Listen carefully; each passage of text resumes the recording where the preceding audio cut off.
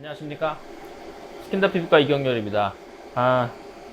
지금 말씀드릴 제품은 V빔에 대한 내용인데요. V빔은 사실 그동안 이 바스큘라 레이저에서는 가장 널리 많이 쓰이고 있는 장비죠. 그래서 우리가 595에 대한 거, 그러니까 이 웨이블랭스에 대해서 특히 다른 파장에 비해서 이 V빔이 가지고 있는 파장 자체가 메리트이 있다라고 우리가 알고 있기 때문에 더 그렇고요. 실제로 그렇죠. 그런데 한 가지 최근에 제가 예전에, 그러니까 지난번 학회 때 강의했을 때 조금 잘못 알고 있었던 내용이 있더라고요. 그래서 그의 내용에 대해서 먼저 말씀을 드리고 계속 진행을 하겠습니다. 저는 지난번 강의 때는 595가 532보다 바스큘라 스페시피티가 높다 라는 말씀을 드린 적이 있어요. 그 이유는 사실 우리가 이 화면에서 보시는 이 흑광도 그래프를 통해 유추해 봤던 거죠. 대부분의 그래프를 보면 이 532보다 595가 좀 높게 그려져 있는 그래프가 많고요.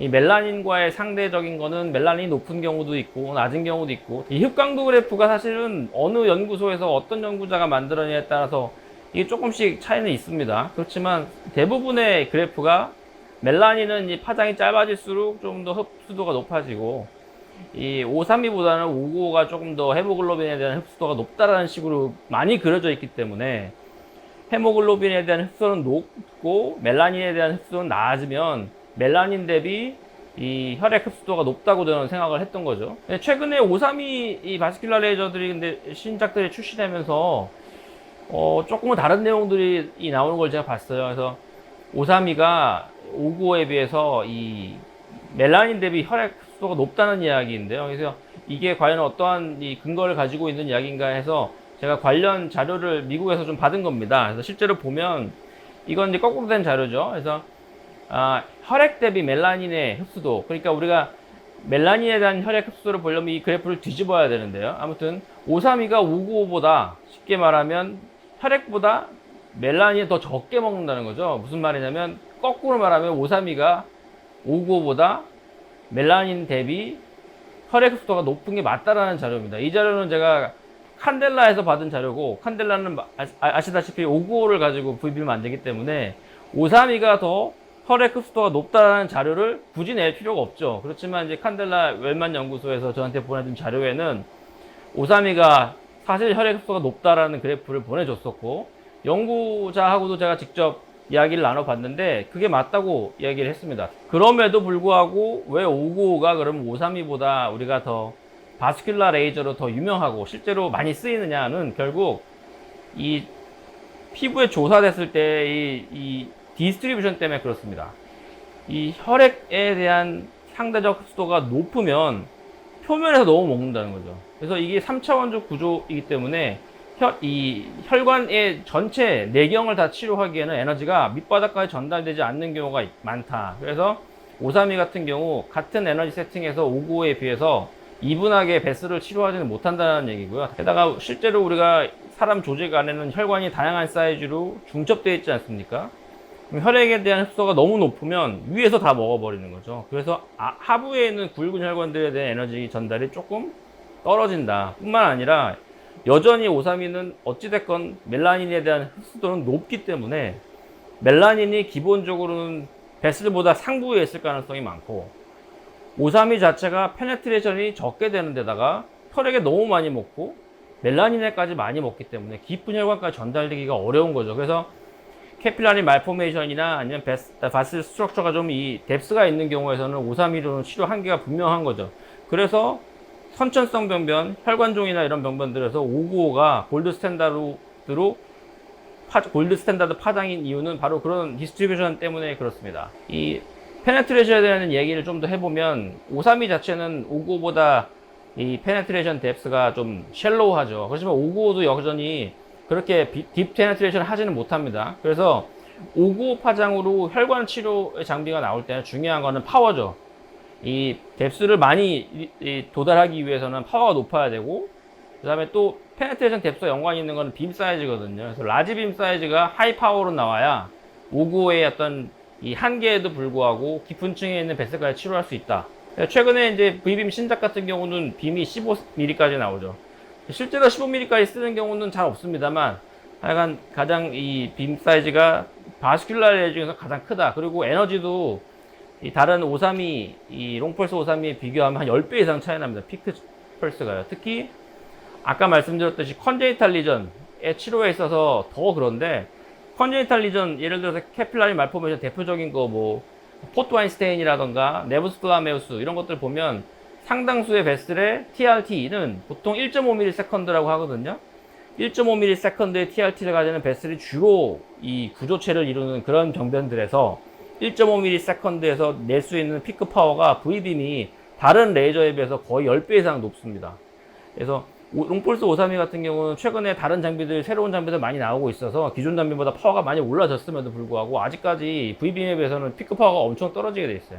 게다가 이제 쿨링도 아시다시피 컨택 쿨링의 단점은 확실하죠. 특히 바스큘라 스트럭처를 치료할 때 컨택 쿨링을 하면 여러 가지 문제가 있지만, 제가 봤을 때는 가장 큰 단점은 결국 바스큘라 컬랩스죠. 쿨링을 제대로 하려면 컨택을 타이트하게 해야 되는데, 그러면 베슬이 눌리게 되고, 그러면 베슬 안에 있는 혈액이 바깥으로 나가면서 우리가 타겟, 이 로드가 줄어들기 때문에 치료하는데 사실은 마이너스 요소로 작용하고요. 프리마 V빔 시리즈 같은 경우 DCD 쿨링을 탑재하고 있는데, DCD 쿨링을 또 반대하는 사람들도 있죠. 아무리 이 효율이 좋다 하더라도 굉장히 짧은 시간에만 크라이오젠이 뿌려지기 때문에 이 딥티슈까지 다 쿨링하기는 어렵다. 그건 맞습니다. 그런데 실제로 우리가 치료할 때는 스태킹을 한다는 이야기를 우리가 반드시 해야 되는 거죠. DCD 보통 우리가 V빔 같은 경우 특히 컨제니탈 리전에서 스태킹을 많이 하는데요. 이걸로 그 단점이 사실은 해결됩니다. 무슨 말이냐? DCD도 스태킹이 된다는 거죠. DCD가 스태킹 되면 벌크한 쿨링이 가능한 거고, 그 다음에 5구가 스태킹이 되면 프리 쿨링 이펙트 때문에, 예를 들어서 베슬이 있고 주변부가 있을 때 5구가 한 번 때려주고 잠시 후에 또 때려줬을 때 에너지 효율이 집중되는 그 현상 때문에 이 스페시피시티까지도 확보할 수가 있게 되는 거거든요. 그래서 벌키 히팅, 이 타겟에만 집중될 수도 있고 주변부는 또 DCD 스태킹으로 더 보호되는, 그래서 실제로 벌키 히팅이 한 번의 DCD 샷으로는 우리가 확보되지 않더라도 DCD 스태킹을 통해서 충분히 극복할 수 있다. 그래서 이 컨제니탈 리전, 특히 이따가 사진으로 보여드릴 그런 뎁스가 좀 있는 병변들에서는 스태킹으로 그런 것들을 치료할 수 있는 겁니다. 관련 논문도 사실은 제가 허훈 선생님과 같이 냈던 게 있고요. 실제로 V빔이 여러 가지 면에서 효과가 좋다 라는 슬라이드를 좀 재밌게 그려봤던 건데요. 또 넘어가겠습니다. 프리마는 아시다시피 지금 단종 상태예요. 다음 버전으로 이제 프리마 프로가 아마 나올 건데요. 사실은 전체적인 레이아웃은 똑같은데 안에 좀 불필요한 파츠들을 좀 드러내고 나오는 걸로 알고 있습니다. 그래서 사실은 프리마가 여러 문제가 있지만 다이 소모가 생각보다 많이 드는 것, 그리고 장비가가 너무 고가인 것, 여러 가지가 있어서 현실적인 문제로 이제 제품이 리뉴얼되고 있는 중에 있죠. 하지만 기본적인 컨셉은 그렇습니다. 예전 버전에 비해서 신버전 V빔은 다이 소모를 좀 많이 줄였어요. 그래서 다이가 들어가는 챔버가 있는데 챔버 사이즈를 좀 줄였고요. 그 다음에 예전에 V빔 퍼펙터 같은 경우는 이 다이 주변에 터지는 플래시 램프가 하나였거든요. 그래서 이 챔버 안에 있는 다이를 고르게 소모하지 못하고 일부분만 에너지가 집중되는 것 때문에 다이가 빨리 변성되는 효과가 있었죠. 그래서 양쪽으로 작은 이 두 개의 플래시 램프를 다름으로써 해서 좀 고르게 낮은 에너지로 짧은 이 적은 다이를 쓰면서도 같은 에너지를 뽑아내는 그런 식으로 다이 효율을 증가시키는 방향으로 신버전이 계속 개발되고 있습니다. 네브스 플라메우스를 치료한 사진인데요. 소아 같은 경우는 반응이 좋죠. 중요한 건 이제 성인이죠. 보통 네브스 플라메우스 많이 치료하는 병원들 보면은 광고하는 거나 아니면 마케팅 혹은 뭐 환자분들 설명할 때 소아 사진을 많이 보여드리는 이유는 소아들이 보통 예후가 좋기 때문에 그렇죠. 심지어는 그냥 뭐 자연적으로 그냥 좋아지는 케이스도 상당히 많지 않습니까?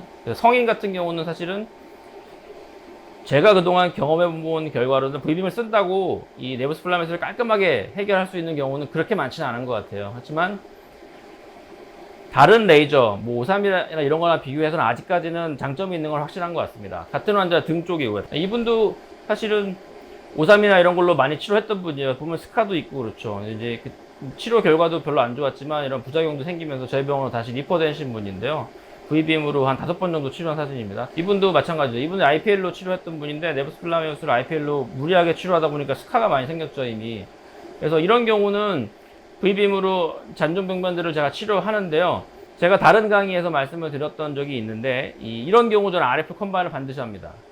이런 스카 티슈랑 같이 합쳐져 있는 이 컨제니탈 변변 같은 경우 이 니들 RF 혹은 뭐 프랙셔널 RF, 제가 요즘 많이 쓰는 건 오프스인데 그런 프랙셔널 RF를 컴바인 하게 되면 스카 티슈에 대한 리모델링도 좀 되면서 RF로 인해서 프리히팅된 베스를 V빔으로 치료할 때 효율이 훨씬 올라가거든요. 그래서 이런 환자들은 RF 컴바인으로 V빔을 치료하면 효과가 훨씬 좋다. 이런 변면은 좀 어렵죠. 뎁스도 굉장히 깊고요. 특히 이 3차 신경에 이 인벌브된 이런 타입의 컨제니탈 코토안스테인은 치료가 굉장히 어려운데요. 이런 경우 저는 V빔에서 듀얼을 씁니다. 무슨 말이냐, 이 595만 가지고는 역시 뎁스가 확보가 안 되는 것 같아요. 그래서 1064, 저희가 쓰는 V빔은 1064가 같이 나오기 때문에 두 가지를 같이 치료하고 있는 거죠.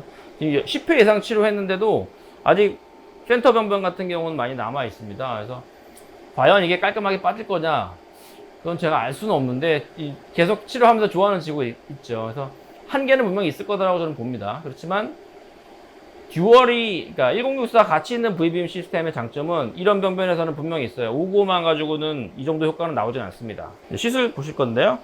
예전에 퍼펙타 쓸 때는 보통 우리가 골드 파라메타라고 하는 게 이제 7mm 사이즈에서 6mm 세컨드 그리고 7줄 정도였는데요. 이 플리마로 바뀌면서는 약간 펄스 트레이 폭 자체가 조금 차이는 있는 것 같아요. 똑같은 파라메터를 쓰면 조금 효과가 제가 생각했던 거랑은 좀 달랐습니다. 그래서 보통 여드름이라던가 이런 포스트 액트니 이 펄시스턴트 엘세마 같은 경우는 저는 이 정도 세팅으로 씁니다.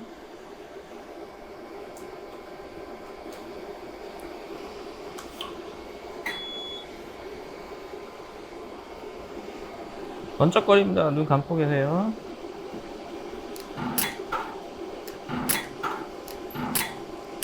이분 같은 경우는 아까 제가 이 오프스, 그러니까 픽셀 RF로 좀 전처치를 한 상태거든요. 그래서 약간 이 에르세마가 전반적으로 좀 깔려 있죠.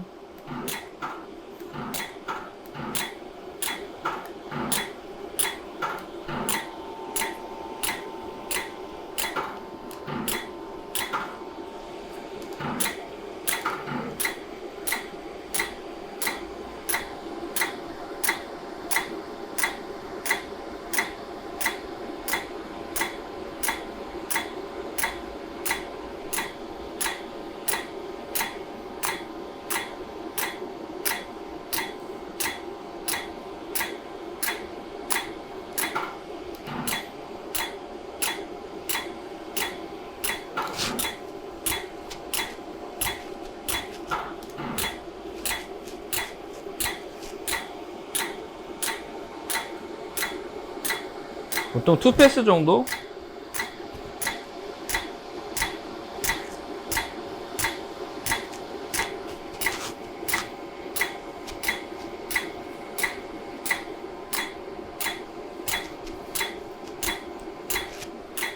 보통 이게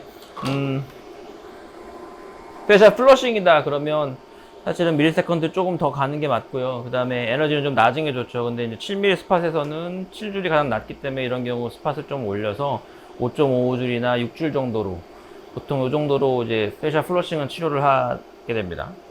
네, 강의는 여기까지 하겠습니다. 감사합니다.